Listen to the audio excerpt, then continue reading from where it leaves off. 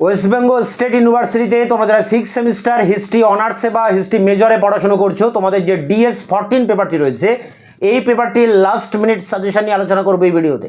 তোমাদের এর আগে DS12 এবং 13 এই দুটি পেপারের লাস্ট মিনিট সাজেশন, তার অ্যান্সার বা উত্তর চ্যানেলে আপলোড করা আছে, ভিডিও ডেসক্রিপশন বক্সে তার লিঙ্ক পেয়ে যাবে।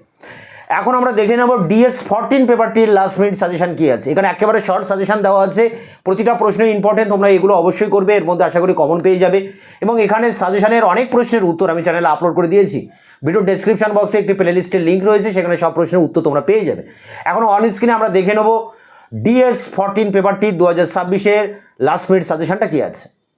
West Bengal state university BA 6 semester history major DS14 last minute suggestion 2026 গ্রুপে 10 নম্বরের প্রশ্ন এখানে আসবে।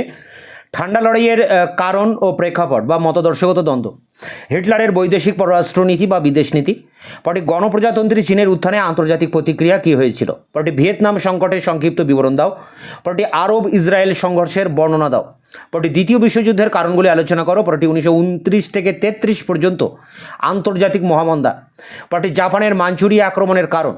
এখানে 8টি প্রশ্ন রয়েছে, এই 8টি প্রশ্নের মধ্যেই তোমরা কমন পাবে। এই সমস্ত প্রশ্নের উত্তর চ্যানেলে আপলোড করা আছে, ভিডিও ডেসক্রিপশন বক্সে তার লিঙ্ক দেওয়া আছে। গ্রুপ বি 5 নম্বরের প্রশ্ন 4টি লিখতে হবে, 20 নম্বর। এখানে 8টি প্রশ্ন পরীক্ষা আসবে। লোকার্নো চুক্তির গুরুত্ব 1925, মিউনিক চুক্তির গুরুত্ব 1939, রোম বার্লিন টোকিও চুক্তি, ট্রুম্যান ডক্ট্রিন, ন্যাটো বা সিয়াটো, দাতাত রাজনীতির আবির্ভাবের কারণ, কোরীয় যুদ্ধে ভারতের ভূমিকা, কোরীয় সংকট এবং কিউবা ক্ষেপণাস্ত্রের সংকট, শেষ প্রশ্ন বার্লিন সংকট। এই সমস্ত প্রশ্নের উত্তর চ্যানেলে আপলোড করা আছে। দেখা হচ্ছে অন্য ভিডিওতে।